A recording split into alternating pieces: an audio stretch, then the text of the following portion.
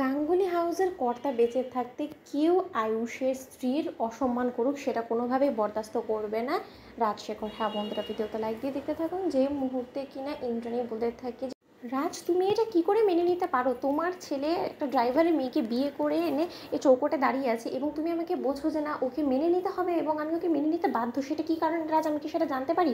ঠিক সেই মুহূর্তে যখন রাজশেখর বলতে থাকে যে আমি তোমাকে এতটা কৈফিয়ত দেবো না, কিন্তু আয়ুর যখন দায়িত্ব নিয়ে এই মেয়েকে বিয়ে করে এনেছে, তাহলে ওকে এই গাঙ্গুলি হাউসে বউ হিসেবে তোমাকে অবশ্যই ওকে মর্যাদা দিতে হবে এবং ওকে সম্মানটুকু দিতে হবে। তুমি কোনোভাবেই ওকে এরকম করে অপমান করতে পারো না ইন্দ্রাণী। আমি কোনো সময় তোমার কথার উপরে কথা বলিনি, কিন্তু তার মানে এটা নয় যে গাঙ্গুলি হাউসের কর্তার কোনো রকম কোনো কথার কদর করবে না তুমি এবং দাম দেবে না। অন্যদিকে দেবলীনা বলতে থাকছে, ও আঙ্কেল তুমি কোনোদিনও এই পারিবারিক বিষয়ে ছিলে না এবং এখনও তুমি ইনভলভমেন্ট রেখো না, তো কারণ ওসব কিছু তোমার হাতে নেই। এবং তার থেকে বড় কথা, দেবলীনা আন্টি যেভাবে সব কিছু হ্যান্ডেল করছে তাকে সেভাবেই হ্যান্ডেল করতে দাও, কারণ দেবলীনা আন্টি একমাত্র পারবে এই ভিকিরি বাড়ির মেয়েটাকে ঘাড় ধাক্কা দিয়ে বাড়ি থেকে বার করে দিতে, নয়তো বা এই বাড়ির যতটা প্রেস্টিজ এখনও বজায় আছে না, সেই সব কিছু এক নিমিষে ধূলিসাৎ হয়ে যাবে।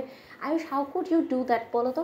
ঠিক সেই মুহূর্তে রাজশেখর দেবলীনাকে বলতে থাকে, জাস্ট সারাপ, আমি অনেক সহ্য করেছি কিন্তু আর নয়। দেবলীনা তুমি একটা কথা ভুলে যেও না, এখন কুসুমের এই বাড়িতে যে অধিকার, সেই অধিকারটুকু কিন্তু তোমার নেই। তুমি একটা বাইরের লোক এবং বাইরের লোকের মতনই থাকো। সকল পারিবারিক বিষয়ের মধ্যে তুমি ইন্টারফেয়ার করবে না, সেটা আমি পছন্দও করি না, কারণ তোমার সঙ্গে এই বাড়ির এখনও কোনো রকম কোনো সম্পর্ক তৈরি হয়নি। যখন হবে তখনকারটা তখন না হয় বোঝা যাবে।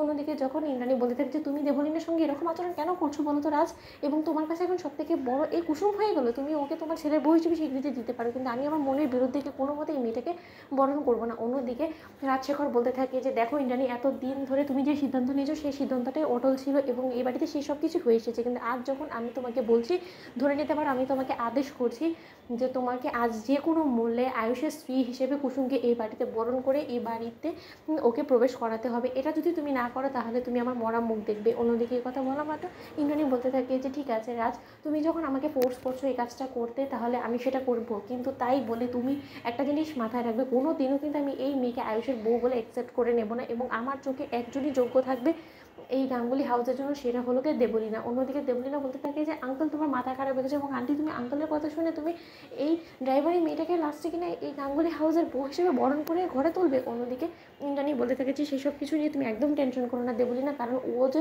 তোমার নখেরও যোগ্য কোনোদিনও হয়ে উঠতে পারবে না সেটা তো নিশ্চয়ই তুমি খুব ভালো করে জানো, তাই না?